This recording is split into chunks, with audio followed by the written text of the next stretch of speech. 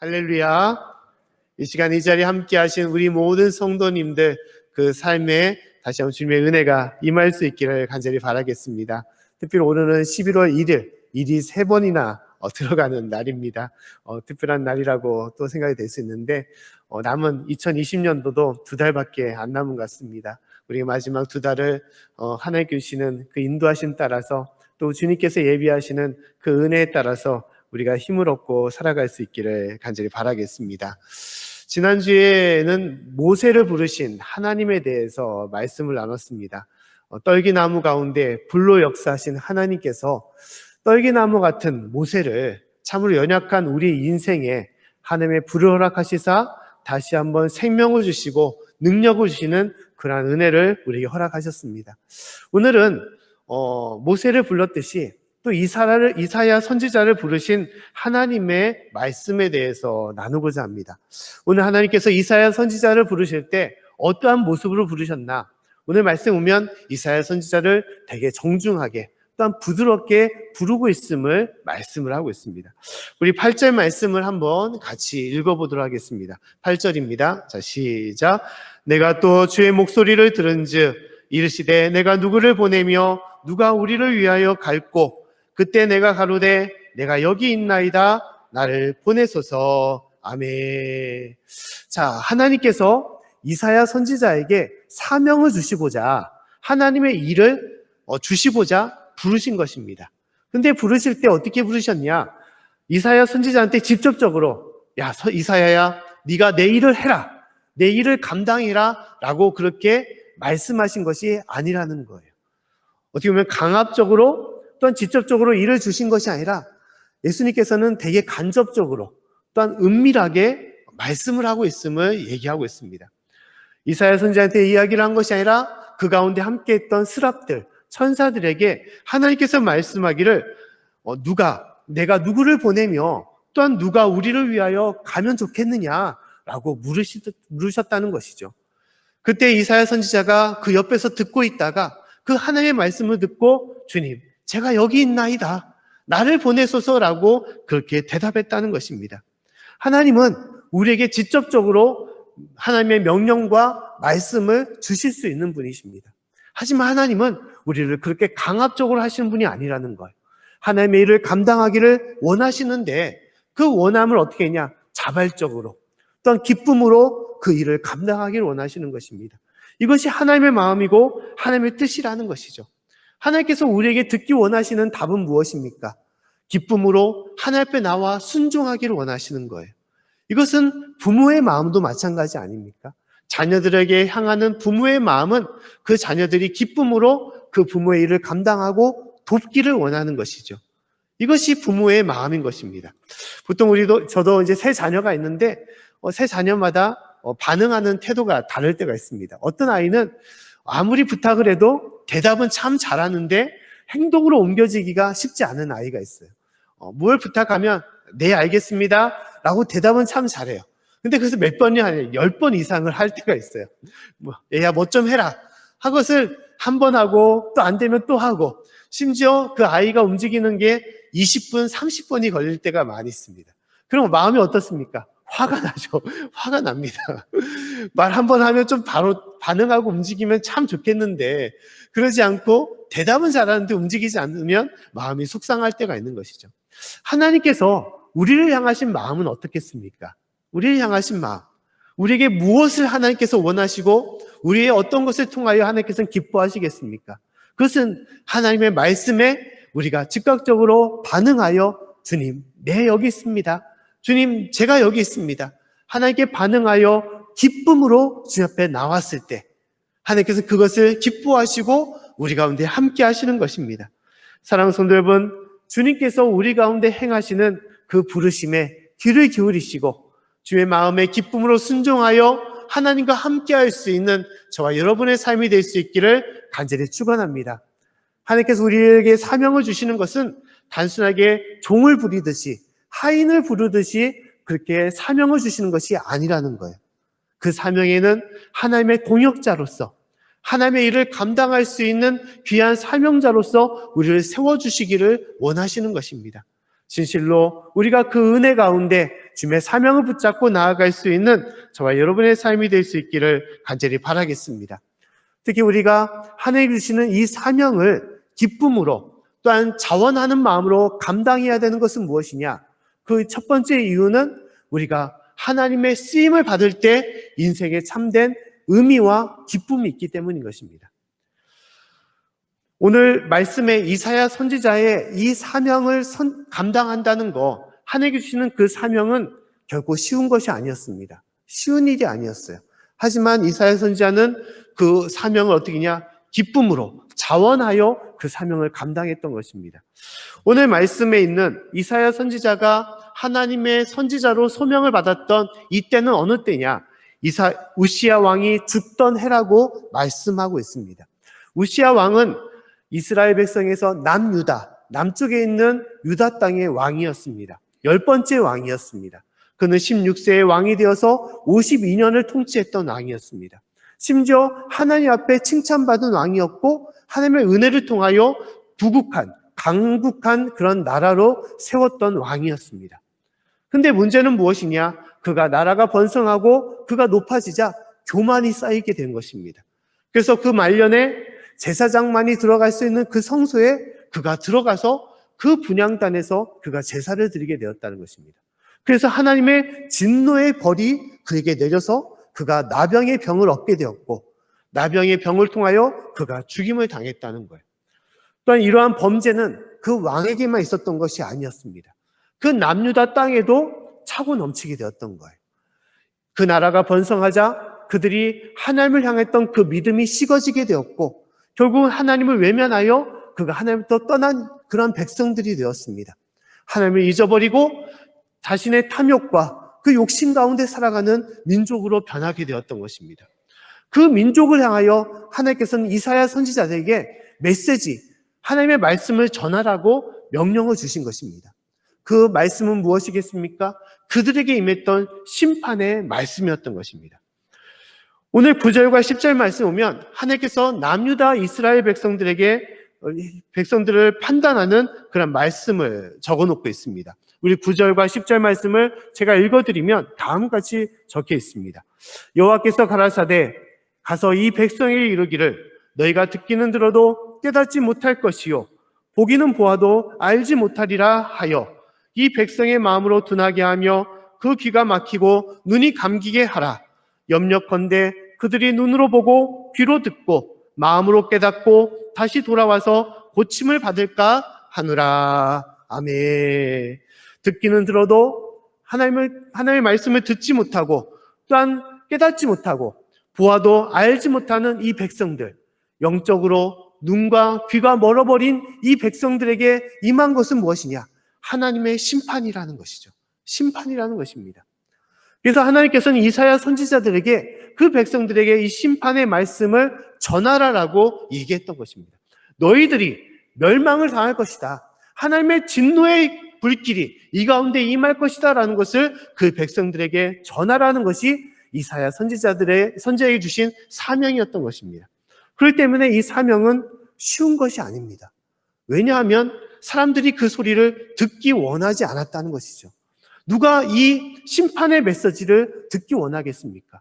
그 전하는 그 선지자를 누가 좋아하겠습니까? 그래서 이사야 선지자는 그 모든 사역 가운데 많은 핍박과 고난을 받았던 것입니다.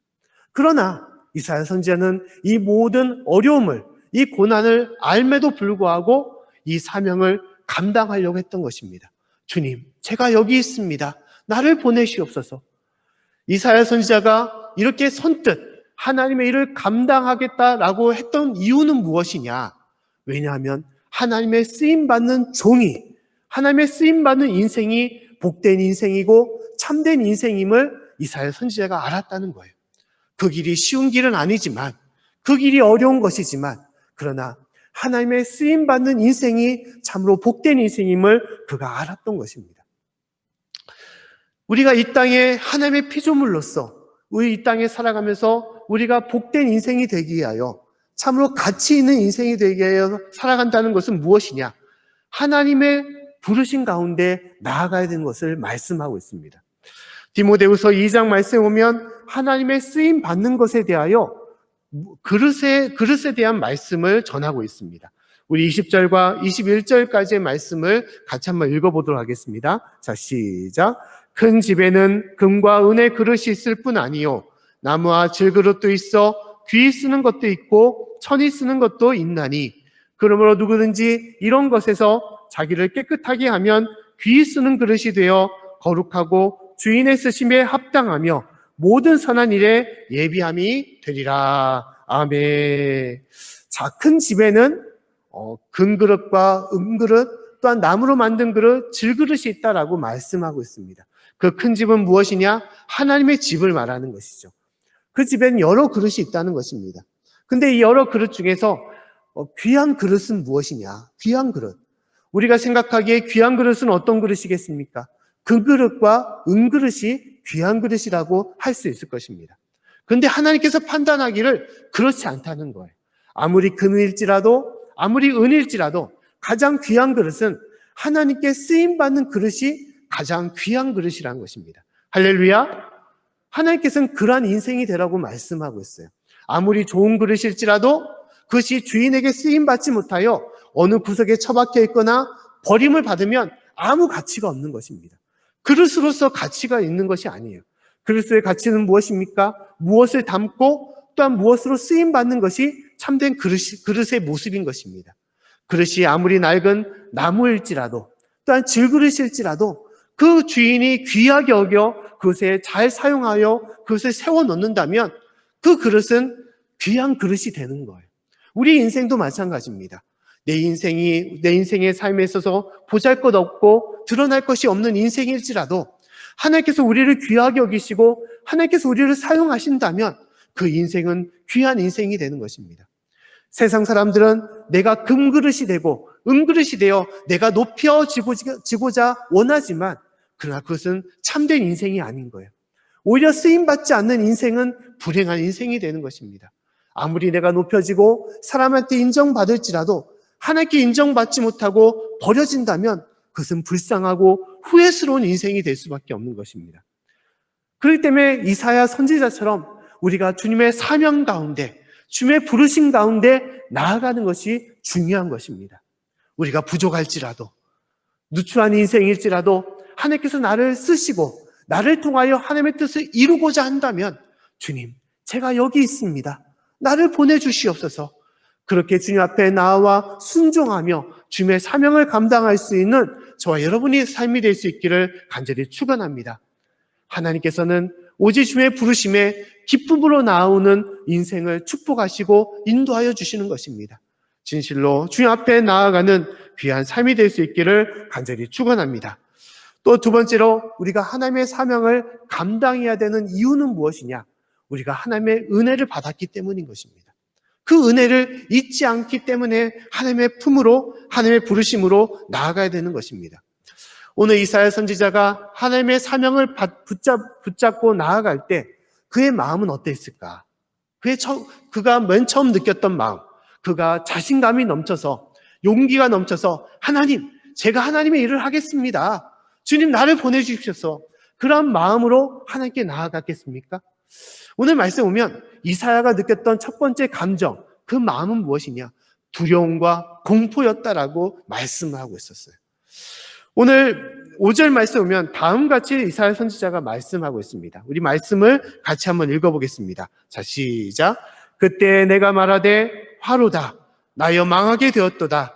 나는 입술이 부정한 사람이요 입술이 부정한 백성 중에 거하면서 만군의 여호와이신 왕을 배웠음이로다. 아멘. 자, 이사야 선지자가 무엇을 말하고 있습니까? 나는 망했다라고 말하고 있어요. 하나님 앞에 나아갈 때 나는 망했다, 나는 죽었다라고 얘기를 하고 있습니다. 왜냐? 내 입술이 부정한 사람이기 때문에, 내가 입술이 부정한 백성 중에 있기 때문에, 내가 죄인이기 때문에 나는 죽었다라고 고백하고 있습니다. 이사야 선지자가 지금 하나님 앞에 나올 때 하나님께서 그에게 보여줬던 그 광경은 무엇이냐? 그 엄청난 광경을, 그 위험을 그에게 보여주셨습니다. 오늘 1절부터 4절 말씀 보면 다음같이 기록되어 있죠. 제가 말씀을 읽어드리면 우시야 왕의 죽던 해에 내가 본즉 주께서 높이 들린 보좌에 앉으셨는데 그 옷자락은 성전에 가득하였고 스랍들은 모셔 섰는데 각기 6날개가 있어 그 둘로는 얼굴을 가리었고 그 둘로는 그 발을 가리었고 그 둘로는 날며 서로 창화하여 가로되 거룩하다 거룩하다 거룩하다 만군의 여호와여 그 영광이 온 땅에 충만하도다. 이같이 창화하는 자의 소리로 인하여 문지막의 터가 요동하며 집의 연기가 충만한지라. 아멘. 자, 이사야 선지자가 맨 처음 봤던 것은 뭐냐? 높고 높이에 솟아있는 하나님의 보좌를 봤다는 거예요. 높은 곳에 있어서 감히 우러러 볼 수 없는 그 보좌였던 것입니다. 그곳에 하나님의 옷자락이 그 모든 성소에 충만하고 있었음을 얘기하고 있어요. 그리고 그곳에는 무엇이 있었냐? 여러 많은 스랍들, 천사들이 있었다라고 얘기하고 있습니다. 그 천사들은 각각 6날개를 갖고 있었는데 2날개로 날고 있었다라고 말하고 있어요. 그리고 나머지 4날개로 무엇을 하고 있냐? 2날개는 얼굴을 가리고 2날개는 다리를 가리고 있었다라고 말하고 있습니다. 왜냐? 감히 하나님 앞에 나아갈 수 없기 때문에, 그들의 누추한 모습이 드러나기 때문에 얼굴과 발을 가리우면서 4날개로 전신을 가리며 하나님께 있음을 얘기하고 있어요. 그리고 그들이 소리 높여서 거룩하다 거룩하다 만군의 여호와여 하나님의 영광이 충만하도다라면서 하나님을 높이며 찬양했다는 거예요. 그 찬양 소리가 높아지자 그 모든 터가 들썩거리며 요동하면서 그곳에는 하나님의 연기가 차고 넘침을 말하고 있습니다. 이것은 엄청난 하나님의 위엄과 그 영광을 보여준 거예요. 거룩하신 하나님을 보여줬던 것입니다. 그런데 그 앞에 섰는 사람은 누굽니까? 이사야 선지자였습니다. 누추한 사람이었어요. 죄 많은 사람이었습니다. 입술이 부정한다. 내가 이제 망했다라고 그가 고백했다는 것입니다. 불길 가운데 그 모든 것들이 다 타오르듯이, 타서 없어지듯이 내 죄가 하나님 앞에 서 있으므로 나는 죽었도다라고 고백하고 있다는 것입니다. 하나님 앞에 섰는 자는 그 어떤 죄도 감출 수가 없는 것입니다. 다 드러날 수밖에 없습니다. 그 죄가 드러남을 통하여 무엇이 임하겠습니까? 심판이 임하는 거예요. 하나님의 재판의 불이 그 가운데 임하는 것입니다. 우리가 목욕탕에 가면 아무리 모든 것을 감추려고 해도 감출 수가 없는 것이죠. 속속들이 다 드러날 수밖에 없는 것입니다. 우리 인생이 하나님 앞에는 그와 같은 것입니다. 벗겨진 인생, 모든 것이 드러난 인생과 똑같은 거예요. 그러면 우리의 모든 것들, 우리가 가장하여 감췄던 모든 죄가 드러나게 되고 우리는 하나님의 심판을 받을 수밖에 없습니다. 영원한 사망과 그 영원한 심판의 불길 가운데 우리가 임할 수밖에 없는 것입니다. 그렇기 때문에 이사야 선지자는 이 두려움과 이 공포 속에서 이 심판 앞에서 그는 하나님 앞에 떨리며 나아갔던 것입니다. 그런데 하나님은 이사야 선지자를 어떻게 했습니까? 심판하지 않았다는 거예요. 그를 심판하지 않았습니다. 할렐루야. 오히려 어떻게 했냐? 그를 구원해 주셨다라고 말씀하고 있어요. 오늘 6절 말씀 보면 다음같이 말씀하고 있습니다. 우리 6절부터 7절까지의 말씀을 같이 한번 읽어보겠습니다. 자, 시작. 때에 그 스랍의 하나가 화저로 단에서 취한 바 핀 숯을 손에 가지고 내게로 나와서 그것을 내 입에 대며 가로되 보라 이것이 내 입에 닿았으니 내 악이 제하여졌고 내 죄가 사여졌느니라 하더라. 아멘. 자, 천사 하나가 화로에 핀 숯을 화저로 가져와서 그 입술에 댔다라고 말하고 있습니다. 뜨겁게 달궈져 있는 숯을 그 입술에 댔다는 거예요. 그러면 어떻게 됩니까? 화상을 입을 수밖에 없죠. 불에 대고 뜨거울 수밖에 없습니다. 하지만 놀랍게도 그 불은 뜨거운 불, 심판의 불이 아니었다라고 말씀하고 있어요. 그 불은 어떤 불입니까? 그 악을 제하는 불이었습니다. 이사야 선지자가 갖고 있던 죄, 악을 사해주는, 용서해주는 불이다라고 말하고 있어요. 그래서 그 모든 죄가 깨끗해졌고 그 안에서 하나님 앞에 나아갈 수 있는 의로운 사람으로서 하나님께서는 그를 구원하여 주시고 인도하셨다라고 말씀하고 있습니다. 이사야 선지자는 하나님께 아무것도 한 것이 없습니다. 그가 죄인임에도 불구하고 그는 하나님 앞에 어떠한 것도 행하지 않았습니다. 하지만 하나님은 아무 대가 없이 그를 용서하시고 그를 구원하시고 그를 하나님의 품으로 인도하여 주신 것입니다. 할렐루야. 그 은혜가 이사야 선지자에게 임했던 거예요. 하나님께서도 우리에게 그와 같이 하시는 것이죠. 우리가 하나님 앞에 많은 것을 드리고 많은 선한 일, 하나님의 일을 많은 것을 감당하여 주님 앞에 은혜를 끼쳐서 우리가 이 자리에 섰던 것입니까? 그렇지 않은 것이죠. 우리가 하나님 앞에 드린 것은 없을지라도 하나님은 우리를 불쌍히 여기고 긍휼히 여기사 우리를 하나님의 자녀로 세워주시고 하나님의 성도로 세워주시고 이 자리에 우리를 불러주신 것입니다. 그래서 이 죄인이, 감히 주님 앞에 설 수 없는 이 죄인이 기쁨과 감사로 주님 앞에 나와 예배를 드리며 하나님을 찬양하는 것입니다. 주님의 성전에 성도의 이름으로써 우리가 이 자리에 나와 주님께 예배를 드리고 있는 것입니다. 그 은혜가 우리 가운데 임하는 것이죠. 할렐루야! 우리가 그 가운데 서 있는 것입니다. 그 천사가 이사야 선지자에게 닿았던 그 불, 그 숯은 무엇을 말하느냐? 그것은 예수 그리스도의 보혈을 말하는 것입니다. 하나님 예수님의 보혈로 인해서 우리가 죄 사함을 받았고 오히려 믿는 자를 통하여 하나님께서 우리를 은혜를 주시고 하나님의 자녀로 우리를 이끌어 주신 것입니다. 사랑하는 성도 여러분, 우리가 그 은혜로 주님 앞에 나아가고 있음을 믿을 수 있기를 간절히 축원합니다. 그 은혜를 알고 있었기 때문에 이사야 선지자는 하나님께 기쁨으로 주님 앞에 자원하여 사명을 감당하였던 것입니다.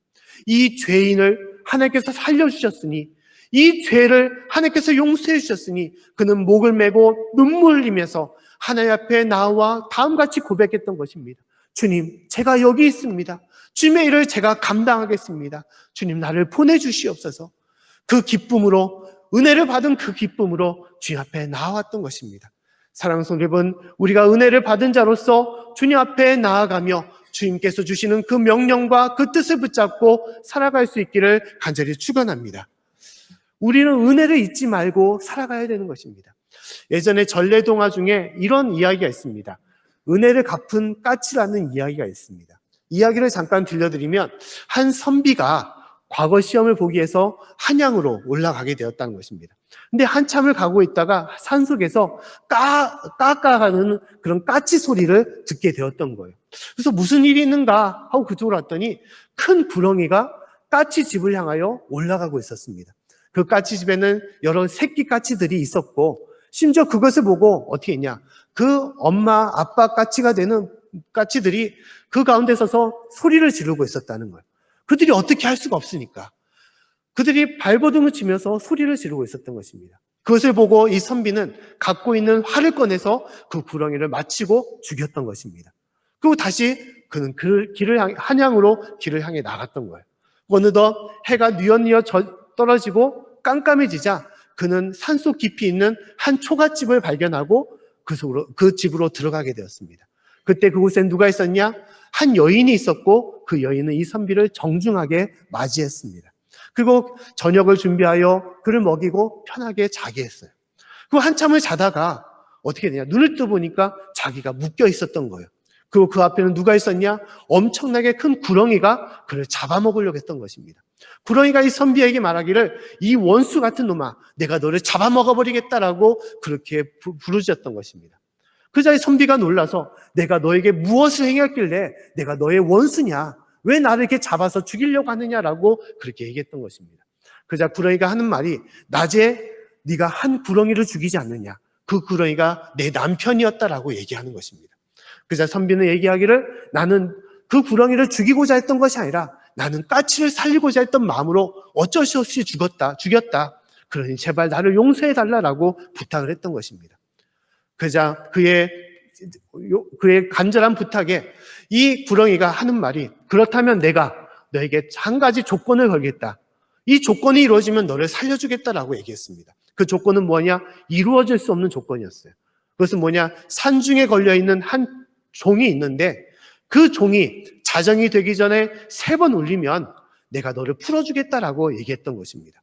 그 밤중에 누가 사람이 있으며 그 험한 산속에 그 종을 누가 치겠습니까? 선비는 그 말을 듣고 체념하여 죽을 시간만을 기다렸던 것입니다.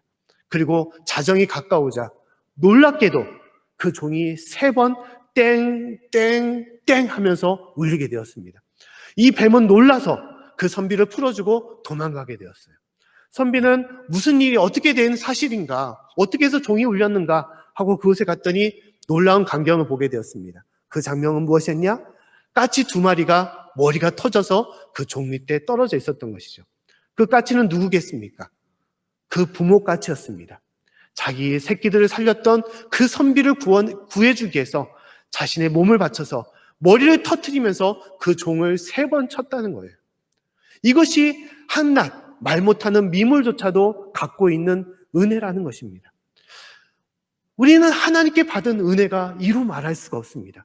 나를 창조하시고 나를 보호하시고 또한 죄 많은 우리를 하나님의 자녀로서 그 예수님의 그 보혈로서 우리를 구원하시고 우리가 죽음 이후에도 하나님의 천국으로 우리를 인도하신 그 은혜가 우리 가운데 차고 넘친 것입니다. 참으로 죄 많고 연약한 우리의 인생을 하나님께서는 보호하시고 우리 가정과 삶을 지금까지 인도하신 것입니다. 이 말할 수 없는 은혜가 우리 가운데 있으므로 우리는 그 은혜를 잊지 않고 하나님의 부르심 가운데, 하나님의 사명 가운데 우리가 나아가는 것입니다. 사랑하는 성도 여러분, 진실로 주님의 사명을 기쁨으로 감당하여 주님 앞에 설 수 있는 저와 여러분의 삶이 될 수 있기를 간절히 축원합니다. 또 우리가 하나님의 사명을 감당해야 될 가장 중요한 것은 우리가 그 은혜를 알기에 그 은혜를 전해야 된다는 거예요. 전해야 된다는 것입니다. 아직까지 그 은혜를 알지 못한 이들, 하나님께서 우리를 사랑하신 그 뜨거운 마음을 알지 못한 이들에게 주의 복음을 전해야 되는 것입니다. 오늘 말씀에 하나님께서 이사야 선지자에게 주신 사명은 심판의 메시지를 전하라고 하는 것뿐만 아니라 더 중요한 것은 그들이 회개하여 하나님 앞에 구원을 받으라는 그런 복음이었습니다. 오늘 13절의 말씀 보면 다음과 같이 말씀을 하고 있습니다. 우리 13절 말씀을 같이 한번 읽어보겠습니다. 자, 시작. 그 중에 10분의 1이 오히려 남아있을지라도 이것도 삼키운 바 될 것이나 밤나무, 상수리나무가 뱀을 당하여도 그 그루터기는 남아있는 것 같이 거룩한 씨가 이 땅의 그루터기니라. 아멘. 자, 하나님께서는 이사야 선지자를 통하여 이스라엘 백성들에게 심판을 말씀했습니다. 너희가 나를 외면하고 나를 인정하지 않기 때문에, 나를 떠났기 때문에 내가 너희를 징벌할 것이다, 너희를 심판할 것이다 라고 말씀하고 있습니다. 심지어 너희 중에 10분의 1이 남아있을지라도 모든 것을 내가 삼켜버리겠다, 없애버리겠다라고 말씀하고 있습니다. 그런데 놀랍게도 그 모든 심판 가운데서 무엇이 있느냐? 그루터기가 남아있을 것이다 라고 말씀하고 있어요. 그루터기. 그 그루터기는 거룩한 씨다라고 말씀하고 있습니다. 그루터기는 무엇입니까? 나무가 밑둥까지 잘라서 밑둥밖에 남아있지 않는 그것을 말하는 것이죠. 싹도 없고 열매도 없는 나무를 말하는 것입니다. 그냥 죽어있는 나무와 같은 것이죠. 하지만 그 그루터기를 통해서 하나님께서는 어떻게 하시겠냐? 이스라엘 백성들을 회복시켜 주시겠다라고 말씀하고 있습니다. 그 그루터기에 다시 한번 하나님의 은혜가 임하사 그 기둥이 자라고 또한 줄기 가지가 자라고 싹이 나고 열매가 되어 예전처럼 거대한 나무로 키워주시겠다라고 말씀하는 것입니다. 구체적으로 이 그루터기는 무엇이냐? 바로 예수 그리스도를 말하는 것입니다. 예수님을 통하여 우리가 멸망 가운데 거하는 것이 아니라 다시 한번 회복의 길로 우리 이끌어 주시겠다라고 말씀하고 있습니다. 예수 그리스도를 믿는 자에게 하나님께서는 그 심판 가운데 그들을 보호하여 주시고 구원하여 주시고, 그리고 그 남아있는 자들을 통하여 이 백성들이 다시 한번 예전처럼 하나님의 백성이 되도록, 하나님의 성도가 되도록 인도해 주시겠다라고 말씀하고 있는 것입니다. 이것이 하나님께서 심판 중에 주셨던 회복의 역사, 구원의 말씀이었던 것입니다. 이것을 하나님께서는 이사야 선지자를 통하여 전하라라고 말씀하고 있어요. 이사야 선지자가 어떻게 해야 되겠습니까? 그 은혜를 마땅히 전해야 되는 것이죠. 왜냐? 그 은혜를 그가 맨 처음에 누렸기 때문에 그런 것이죠. 이사야 선지자가 죄인으로서 하나님 앞에 나아갈 때 그는 죄가 용서함을 받았습니다. 그 더러운 죄가 그 뜨거운 숯불을 통하여 용서함을 받고 악이 다 제하여진 것입니다. 그 은혜를 알았기 때문에 내가 회개하여 주님 앞에 나오면 주님께서는 큰 은혜로서, 큰 사랑으로서 우리를 용서하여 주시고 우리의 죄를 덮어주시고 우리를 회복시켜준다는 것을, 그 은혜를 알았기 때문에 이사야 선지자가 이제 그 은혜를 이스라엘 백성들에게 전했다는 것입니다. 너희는 그 은혜를 받아라. 하나님께서 나를 살리신 것처럼, 내 죄를 용서하여 주신 것처럼 너희의 모든 죄들을 다 용서해 주실 것이다 라고 말씀하고 있다는 것입니다. 이것이 은혜를 받은 자가 전해야 될 하나님의 은혜이고 하나님의 뜻인 것입니다. 하나님께서는 우리에게도 말씀하십니다. 네가 하나님의 사랑을 받지 않았느냐? 네가 하나님의 축복을 받지 않았느냐? 네가 하나님의 은혜를 받지 않았느냐? 그렇다면 어떻게 해야 되냐? 그 은혜를 전하라라고 말씀하고 있습니다. 지금 이 순간에도 하나님의 은혜를 알지 못하는 이들, 하나님을 외면하는 이들, 하나님의 축복 가운데 거하지 못하는 이들, 끝없이 자신의 정욕과 욕심으로 살아가는 이들, 영원한 죄악과 영원한 탐욕 가운데 살아가는 그들에게 하나님의 사랑과 복음을 전하라라고 말씀하고 있습니다. 사랑하는 성도 여러분, 우리가 주님 앞에 사명을 붙잡고 주님의 복음을 전할 수 있는 저와 여러분이 될 수 있기를 간절히 축원합니다. 특히 이 코로나19 시대에 절망 가운데 또한 여러 가지 삶의 낙담한 가운데 있는 이들에게 위로의 말씀, 소망의 말씀을 전해야 되는 것입니다. 또한 주님께 주시는 사랑의 말씀을 전해야 되는 것입니다. 우리와 함께 하시고 우리 어려움 속에서도 우리를 보호하시고 인도하신 하나님, 어려움 가운데서도 우리 가정을 지켜주시고 우리를 구원하신 그 하나님을 우리가 전하며 그 은혜와 축복 가운데 거할 수 있도록 우리가 함께해야 되는 것입니다. 사랑하는 성도 여러분, 진실로 지금 이 순간에도 우리를 부르시고 인도하시는 그 하나님의 음성에 귀를 기울이시고 주님, 제가 여기 있나이다. 나를 보내시옵소서. 그 주님의 앞에 순종하며 나아갈 수 있는 저와 여러분이 될 수 있기를 간절히 축원합니다.